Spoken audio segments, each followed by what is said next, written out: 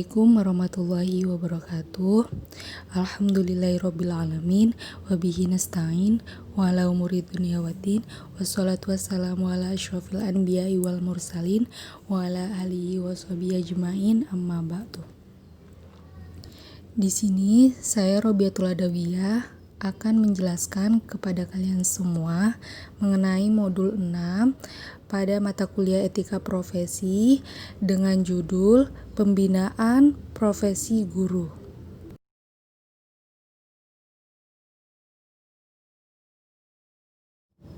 Nah, di sini ada pembinaan profesi keguruan.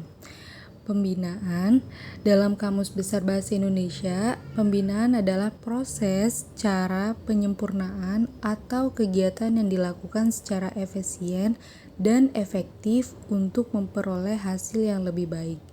Nah, sedangkan pembinaan proses guru di sini adalah suatu kegiatan yang dilakukan untuk memperoleh hasil karya yang lebih guna, memiliki latar belakang pendidikan keguruan yang memadai dalam melaksanakan tugas-tugas kependidikan yang diperoleh setelah menempuh pendidikan keguruan tertentu.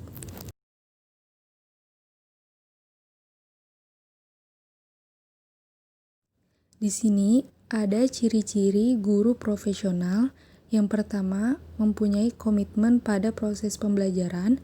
Yang kedua, menguasai secara mendalam mengenai materi dan metode mengajarnya. Yang ketiga, mampu berpikir secara sistematis tentang apa yang dilakukan dari pengalamannya.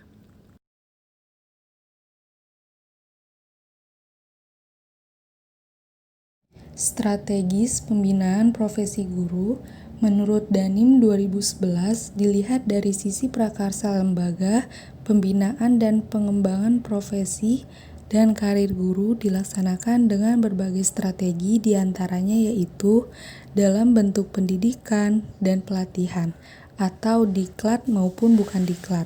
Sedangkan menurut Saud 2019, strategi pembinaan profesionalisme guru yaitu dengan melaksanakan pendidikan berupa perkembangan iptek, persaingan global bagi lulusan otonomi daerah.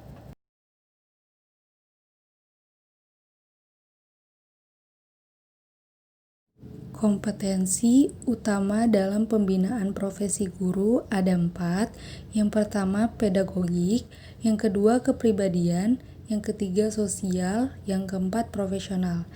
Pedagogik di sini yaitu kemampuan guru untuk mengelola suatu proses pembelajaran dengan peserta didik. Sedangkan kepribadian di sini adalah kemampuan yang berkaitan dengan karakter seseorang. Yang ketiga yaitu sosial, keterampilan yang berkaitan dengan kinerja guru. Yang keempat, profesional yaitu kompetensi yang berkaitan dengan komunikasi dan interaksi secara umum, baik itu dengan peserta didik, guru, orang tua, dan lain-lain.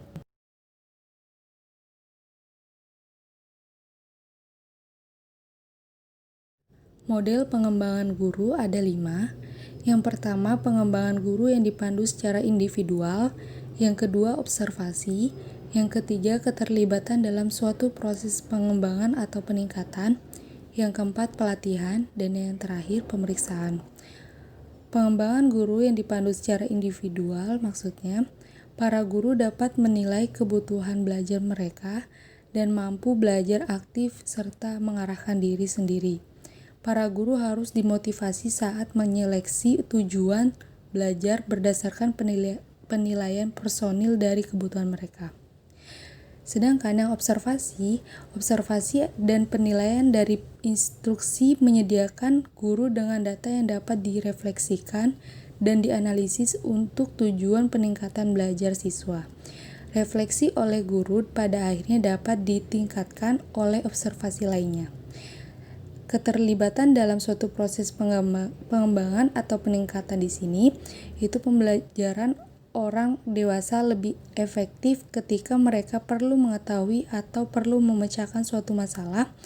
Guru perlu untuk memperoleh pengetahuan atau keterampilan melalui keterlibatan pada proses peningkatan sekolah atau pengembangan kurikulum.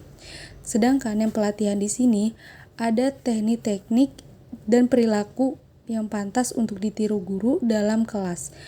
Guru di sini dapat merubah perilaku mereka dan belajar meniru perilaku dalam kelas mereka. Sedangkan yang terakhir, pemeriksaan. Pengembangan profesional adalah studi kerja oleh para guru tersendiri untuk permasalahan dan isu yang timbul dan usaha untuk membuat praktik mereka konsisten dengan nilai-nilai bidang pendidikan.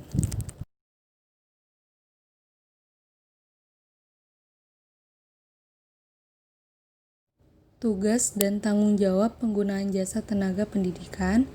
Yang pertama, memberikan kesempatan kepada tenaga kependidikan untuk mengembangkan kemampuan profesionalnya. Dan yang kedua, memberikan fasilitas yang dibutuhkan seperti sarana